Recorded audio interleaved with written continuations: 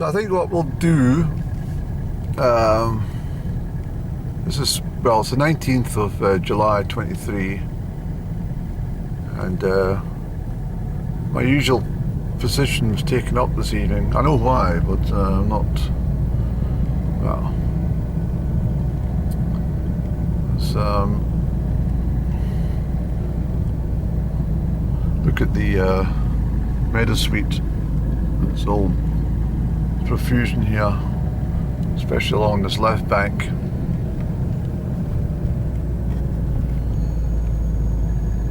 Look at that. Bit close to the road for my harvesting. Most of it is actually, but I think we'll gather some up here next week. Let it dry out a little more and get some more blossom onto it. It's a grand night. So we're a bit in a hollow along here, but nevertheless it's my familiar placement in Glenquake, and I quite like it. Of course it's off the road as well. So we'll take a left along here and we'll sit at our usual position because it's a grand night.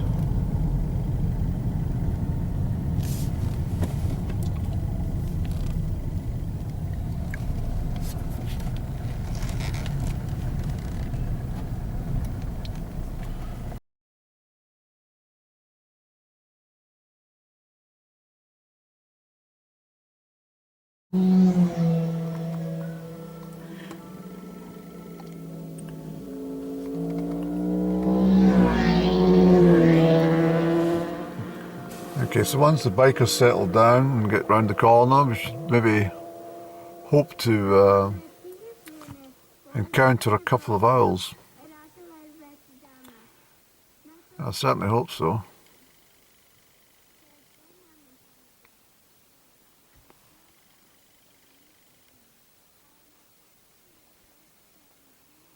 Not so much of a chatty mood tonight, I'm more of a thinking mood. There's nothing wrong with that. It's just lovely to admire the beauty of the landscape, isn't it?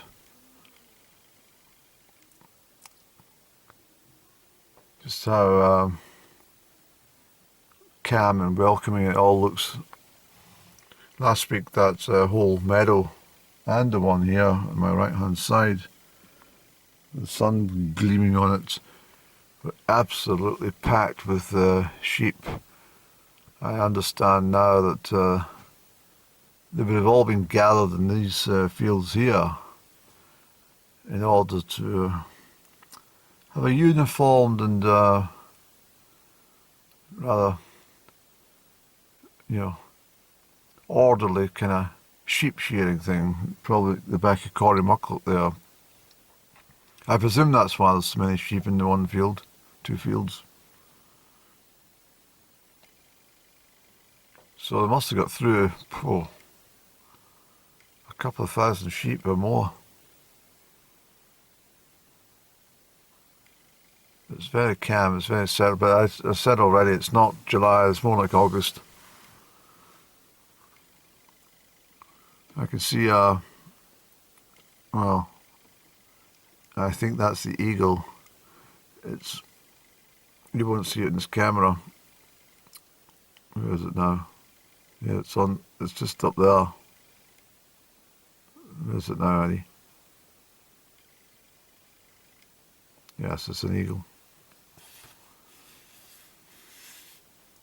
He's actually quite low down. The eagles prefers to keep themselves quite high. So you won't see it at all in the moor. There's a sparrowhawk above me as well. What we want to see is the owl. I want an owl to get itself rested on the bridge.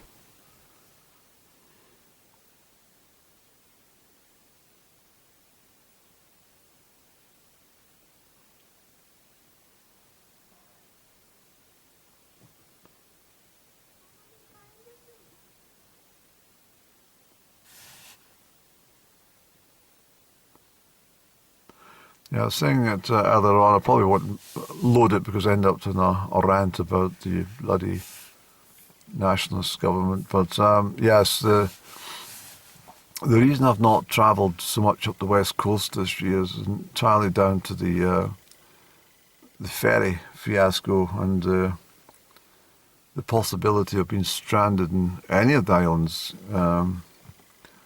because of the shortfalls in the number of ferries that are operational. And that's not Caledonian McBrain's fault. That's, or CalMac as it's abbreviated to now. It's nothing to do with them. It's the orders were submitted and they're still waiting for 2 ships being built in Turkey. Perfectly great shipyard in Clydebank that used to do all this sort of stuff, and of course the successive governments decided that it wasn't economic. But the nationalists have made an even bigger hash of it, and it's cost us a fucking fortune. Absolute fortune. Same as Salmon's bloody tram line from the city centre out to the airport in Edinburgh. What a bloody waste of money that was. And the Scottish Parliament, what a bloody waste of money that was. And the architect didn't even live long enough to see his work completed. Probably because he heard that, well, the plans were put in for, what, 200 million, I think it ended up over £1 billion. It's just ridiculous. I mean, it's people can't even fucking eat, and all these MSPs are all hobnobbing it at fine dining and all the rest of it on taxpayers' money. They don't have to bring in a packed lunch. They've got free water and biscuits and tea and coffee and all the rest of it fucking laid on. Anything they sit down at some of the more exquisite restaurants in Edinburgh and just put it on the tab. We're having a debate about something to do with politics, so therefore it's part of our job to just put it on the tab. I really want to see the end of Holyrood, I really do. I remember a few years back some woman stood, I can't remember which constituency she stood for, to gain votes, but it's something to do with and the Scottish Parliament. I thought she was I really thought she'd lost a fucking plot, this woman. And obviously she didn't gain many votes at that time, but I think if she stood now, she'd probably win a seat. Pointless winning it and then fucking find that she couldn't sit in Parliament in Scotland. But the point that she was making was that it was an entire waste of so much money. Astronomical amounts of money to keep these people in a salary, and even when they resign, most people, if I resigned from a job, I'd find myself in dole queue if I couldn't get another job, you know. And if I resigned, I wouldn't get any fucking financial assistance from the government, because they'd tell you, well, you left your job, you're not getting any money for 6 months. 26 weeks you won't be able to get anything because you resigned from your job. You weren't sacked and you weren't made redundant and you weren't ill, so you left your job, so tough cookie. You had a job and you gave it up. But the same rule doesn't apply to the MSPs or the MPs. They can resign and they'll get the golden handshake. And the titles. And the seat in the House of the Lords, many of them. I mean, the House of Lords, in my opinion, was the sole domain of the aristocracy and the intelligent people and they made the right decisions for the country. But ever since Blair's lot decided that wasn't good enough, they wanted social mobility in the House of Lords. Anyone can get a bloody seat in the Lords now, as long as they've got enough money to pay for it.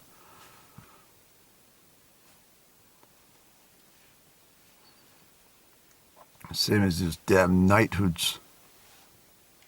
I mean, somebody like, Edmund Hillary, who'd scaled Everest and done something quite remarkable. Well, yes, of course, make him a Sir Edmund Hillary. But giving celebrities knighthoods and every damn MP a knighthood, even though they're rubbish in their job, it's just not on. Can't stand it. My heart is with the aristocracy. I find they're the only people in the land who have got any sense. The only people I have any sort of understanding of, really. And I'm sure it's my DNA. I'm absolutely sure somewhere in my bloodline I've got some, I don't know what's happened. I said before, I think one of my vlogs, that I have two situations in life. One is I was landed gentry, and the other is I was a roaming tramp. And I'm quite sure both exist in my past lives. But the aristocracy, I mean, they're fantastic people. They don't buy anything. They don't need anything. And I'm quite sure they chuckle away to themselves when they see the damn middle classes all buying every single thing in sight. They can't get enough of it. More and more.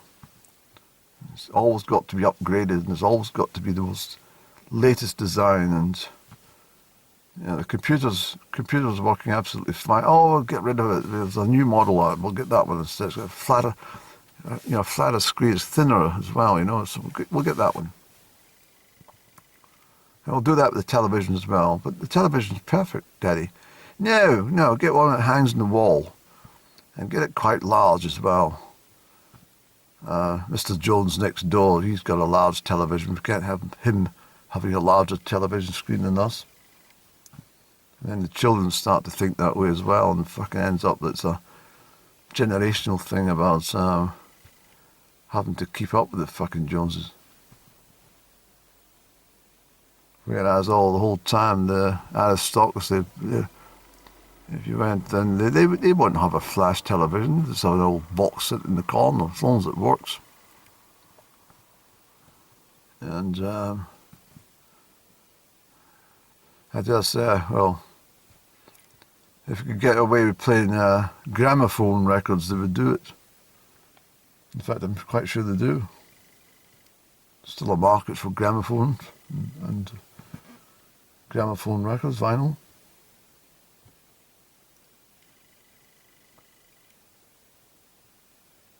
Yeah, you don't need everything. And, I mean, the working class, I mean, as soon as they get their wages, it's all gone. It's all gone the fucking day. I mean, once they pay their bills, and if they decide they're not going to pay all their bills, but they'll end up buying some sort of trash.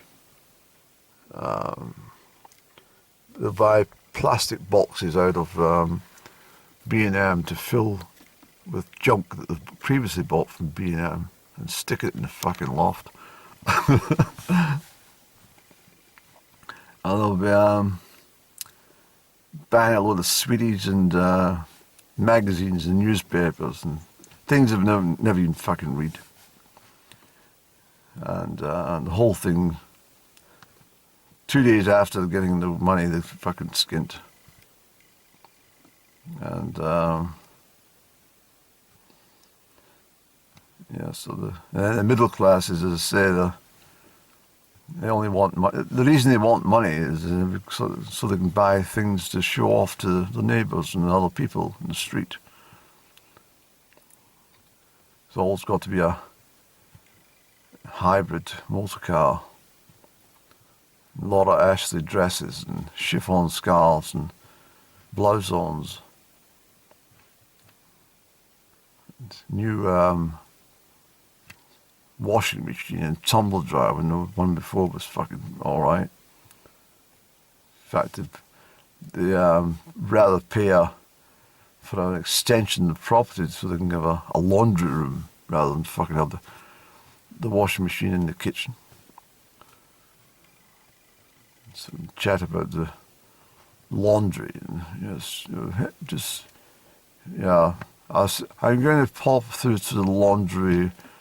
I shan't be long with some things to do. And yes, you enjoy the crickets, will you? But then in the upper classes, well, I suppose in a way not so much the upper classes, but the upper middle classes would, they sit and watch fucking share values go up and down all day and tampering around with the kiddie-on stuff that they're intelligent people when it comes to currency values and trading and futures markets and all sorts. But as I say, I mean, if you step by us and bang into any of the aristocracy, the delightful people, they really are. They've got no, their elbows are sticking through the wool jumper, you see. This is why I've got a piece of wool here on the side of my jumper.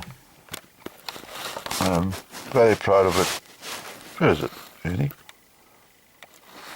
Yes, there. You're not getting a very good view of it. Oh, there it is. Yes, and I'm very proud of that because most people will actually look at that before they look at the rest of my design on my top and they think, what earth is that sticking out of his sleeve? But it's all part of it's the way I love it. And I mean, one of the jumpers, I don't know if, I think I did eventually part with it, but if you saw me with this dark navy blue crew neck jumpers, merino wool of all things, but it completely fucking fell to bits after 10 years of use in the mountains. I'm sure I've still got it, you know that, Andy? I think you put it somewhere. No, you didn't. You threw it out. Come on, you did. You threw it out eventually. You did. You still got the pale cream one, but you didn't suit you. So yes, I might use that one for the mountains. It's very cozy. Anyway, this jumper was so ragged. It actually became a danger to walking past a fence or something. There's so much hanging wool from it.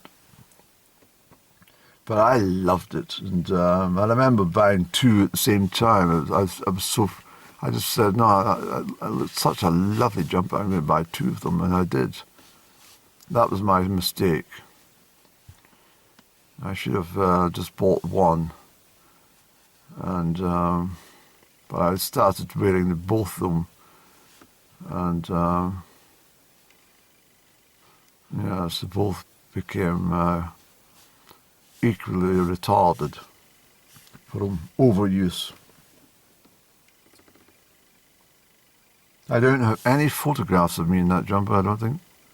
Oh yes, I have one at the Kelty. Yes, I put up me standing making a cup of tea at the Kelty in a fire. Blazing fire in 2015, I think it was. That was a wonderful camp. Yes.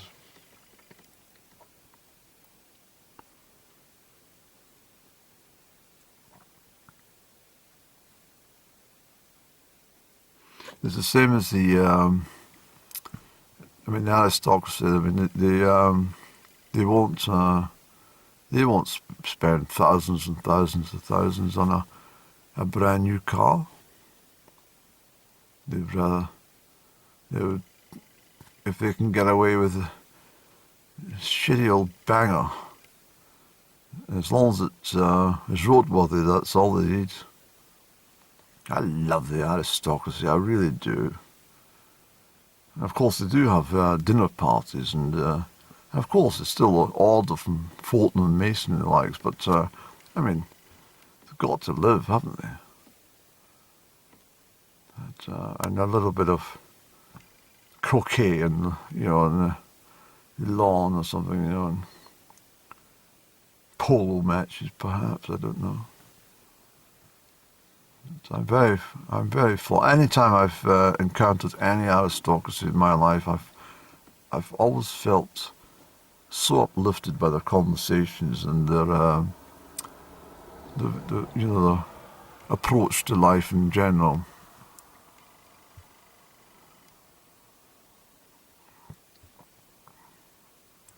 That white van it passed with the blue, what do you call it? The blue base. I don't know. I'm sure there's a better mechanical name for it. But I'm quite sure if Crime Watch was still on the go, that months later there'd be some thing about police are anxious to see if anyone saw a truck being driven to a blue base with a white top. I think I remember fucking that.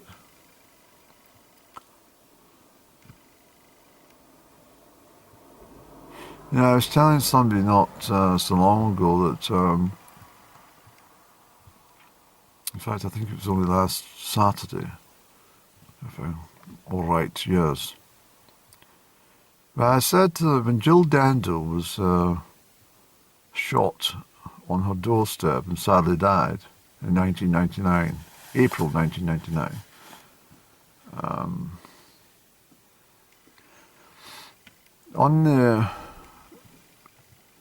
on the day of the announcement that she'd been shot at 11 o'clock or something in the morning,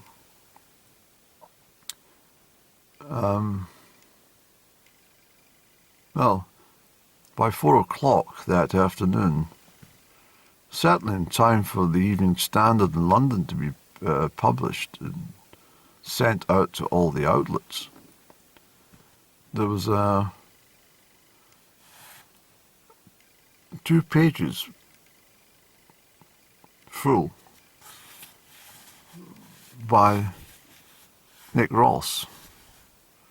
Nick Ross was Jill Dando's co-presenter, of course, on Crime Watch. But I always thought to myself, how on earth did he manage to write all that between 11 o'clock and 4 o'clock?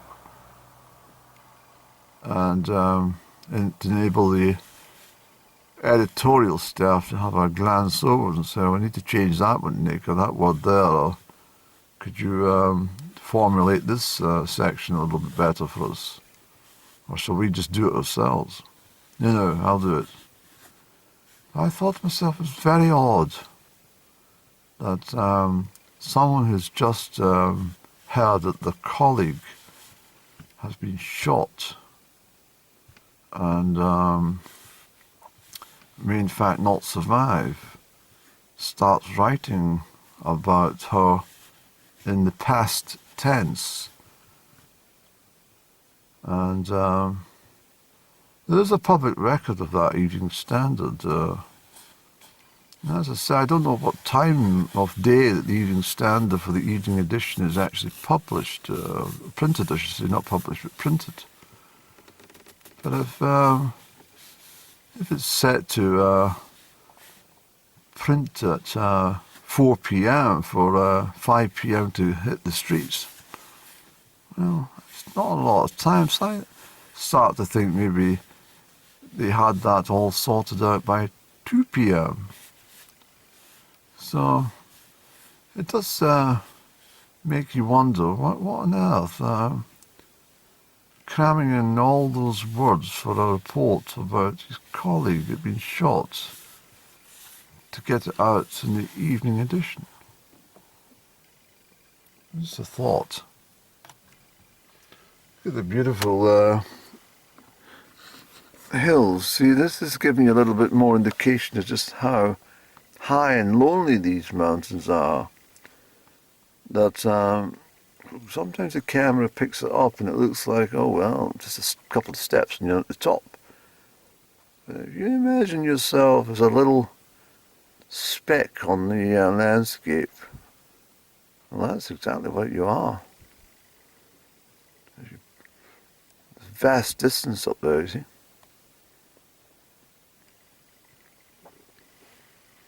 I don't think we're going to see that owl tonight, Annie. Yep.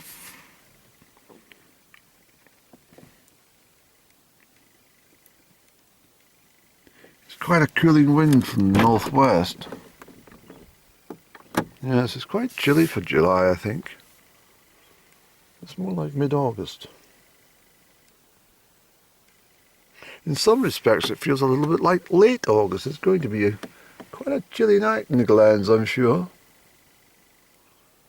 But we'll be blessed with sun. Well, it is cold actually, Andy.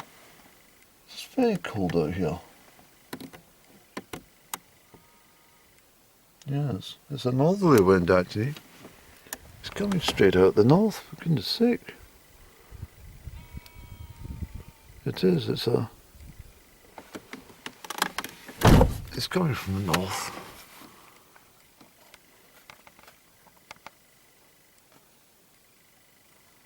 Well, I think we should maybe think about heading down the road end, because I don't see much activity from anything now. The owls will certainly be out and about shortly, but I don't want to stay here in the dark because I don't have night lens on my camera. What we'll do, I think we'll have a cigarette here. We'll step outside, get some fresh air, as cold as it is, but not cold, but chilly. And then what we'll do, we'll sit and ponder a moment, and if there's any activity, I'll grab the camera. If not, we'll just zoom down the road. How's that?